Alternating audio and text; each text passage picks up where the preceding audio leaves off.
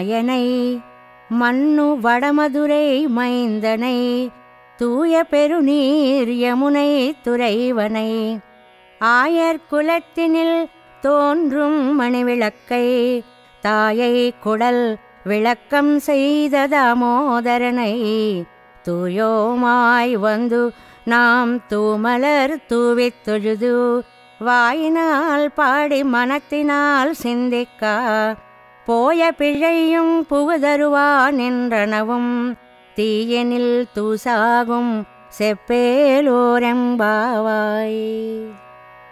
యశోదమ్మ కట్టడం వల్ల దామోదరుడు అనే పేరు సంపాదించుకున్న కన్నయ్యని కీర్తిస్తోంది గోదాదేవి. ఆశ్చర్యకరాలైన చేష్టలు చేసే స్వామి కృష్ణయ్య. ఎప్పుడూ భగవత్ సంబంధం కలిగిన ఉత్తర మధురను పాలించిన స్వామి ఆయన. పవిత్రం అగాధము అయిన జలంతో నిండిన యమునా తీరంలోనే ఈయన విహారం. గోపకులానికే మంగళకర దీపం ఒక అలంకారం ఈయన.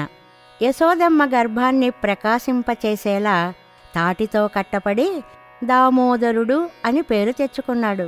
అటువంటి భగవంతుని దగ్గరికి పవిత్రులమై వచ్చి పవిత్ర పుష్పాలతో పూజించి నమస్కరించి నోరారా కీర్తించి మనసారా ధ్యానిస్తే మనం చేసిన పాపాలన్నీ, చేయబోయే పాపాలన్నీ కూడా అగ్నిలో పడిన దూదిలాగా భస్మమైపోతాయి.